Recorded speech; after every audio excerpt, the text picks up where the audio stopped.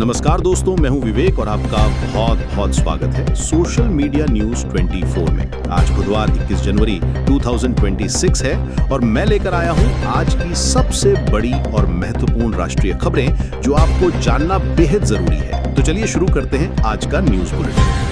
आज की सुर्खियों में सबसे पहले बात करते हैं बीजेपी की नई लीडरशिप की, जो राजनीतिक गलियारों में काफी चर्चा का विषय बन गई है। पार्टी ने आज ऑफिशियली नितिन नाबिन को अपना नया राष्ट्रीय अध्यक्ष बनाया है। 45 साल के नितिन नाबिन ने जेपी नड्डा की जगह ली है और वो बीजेपी के सबसे युवा अध्यक्ष बन गए हैं। दिलचस्प बात यह है कि पीएम मोदी ने उन्हें अपना बॉस कहकर उनकी तारीफ की है, जो एक अनोखा जेस्चर था। ये बदलाव पार्टी की 1 पर्सन 1 पोस्ट पॉलिसी के तहत किया गया है।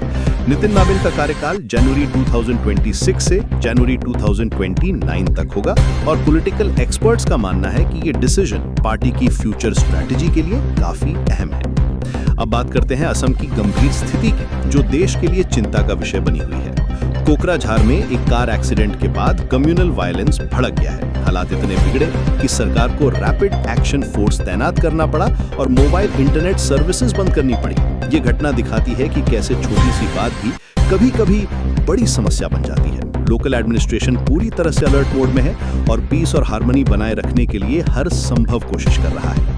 दिल्ली एनसीआर के स्कूल्स में भी बड़ा बदलाव हुआ है, जो पेरेंट्स और स्टूडेंट्स दोनों के लिए इंपॉर्टेंट है। एयर क्वालिटी की वजह से कई स्कूल्स ने हाइब्रिड मोड अपनाया है, यानी बच्चे कुछ दिन स्कूल जाएंगे और कुछ दिन ऑनलाइन क्लासेस लेंगे। ये डिसीजन बच्चों की हेल्थ को देखते हुए लिया गया है, क्योंकि पोल्यूशन लेवल्स काफी कंसर्निंग है। एजुकेशन डिपार्टमेंट का कहना है कि ये टेम्पररी मेजर है, लेकिन बच्चों की सेफ्टी सबसे पहले है।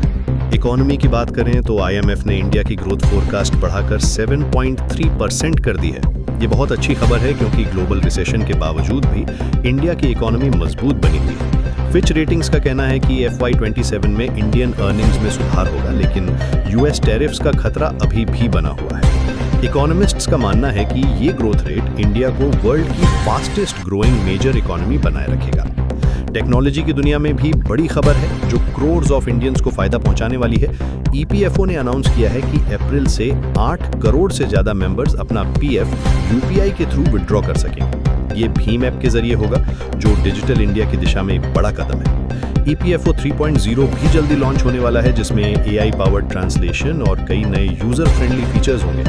स्पोर्ट्स की दुनिया में भी एक्साइटिंग न्यूज है। आज से इंडिया और न्यूजीलैंड के बीच T20 सीरीज शुरू हो रही है नागपुर में। क्रिकेट फैंस के लिए ये एक ट्रीट होगा। RCB ने WPL 2026 प्लेऑफ्स के लिए क्वालिफाई कर लिया है और उन्होंने लॉन्गेस्ट विनिंग स्ट्रीक का रिकॉर्ड भी बनाया है। लेकिन सैड न्यूज ये है कि farmer world number 1 Saina Nehwal ने बैडमिंटन से रिटायरमेंट की कंफर्म कर दी है। उनका कंट्रीब्यूशन इंडियन स्पोर्ट्स में हमेशा याद रखा जाएगा। बिजनेस सेक्टर में इंडिगो अभी भी रेगुलेटरी स्कैनर के नीचे है। दिसंबर में जो मैसिव नेटवर्क डिसरप्शन हुआ था, उसके बाद एयरलाइन को अपना कर्टेल्ड फ्लाइट शेड्यूल फरवरी 10 के बाद भी कंटिन्यू करना पड़ सकता है। पैसेंजर्स को काफी इनकन्वीनियंस हुई थी। लीगल फ्रंट पर भी कई डेवलपमेंट्स हुई हैं। सुप्रीम कोर्ट में SIR हियरिंग के दौरान डीकोलोनाइजेशन पर बहस हुई। मेनका गांधी के स्ट्रे डॉग्स वाले रिमार्क पर सुप्रीम कोर्ट ने सख्त टिप्पणी की है। रीजनल न्यूज में कर्नाटका के DGP के रामचंद्र राव को सस्पेंड कर दिया गया है। एक कंट्रोवर्शियल वीडियो के वायरल होने के बाद CM सिद्धारामैया ने हाई लेवल प्रोब का ऑर्डर दिया है। तमिलनाडु में भी पॉलिटिकल ड्रामा चल रहा है। गवर्नर RN रवि तीसरे साल भी असेंबली से वॉकआउट कर गए। DMK गवर्नमेंट के साथ उनका कॉन्फ्लिक्ट बढ़ता ही जा रहा है। इंटरनेशनल फ्रंट पर ट्रंप ने फ्रांस पर 200% टैरिफ्स की धमकी दी है। EU ने कहा है कि वो अपने इंटरेस्ट को प्रोटेक्ट करेगा। UK में चाइनीज एम्बेसी के लिए अप्रूवल मिल गई है, जो सिक्योरिटी कंसर्न्स की वजह से रुकी हुई थी। एजुकेशन सेक्टर में भी अपडेट्स हैं। जी मेंस 2026 सेशन 1 आज से शुरू हो गया है। IIT बॉम्बे ने UCED और डिजाइन एंट्रेंस 2026 के लिए ड्राफ्ट आंसर कीज रिलीज कर दी हैं। CBSE ने स्कूल काउंसलर्स के लिए नए एफिलिएशन नॉर्म्स भी अपडेट किए हैं।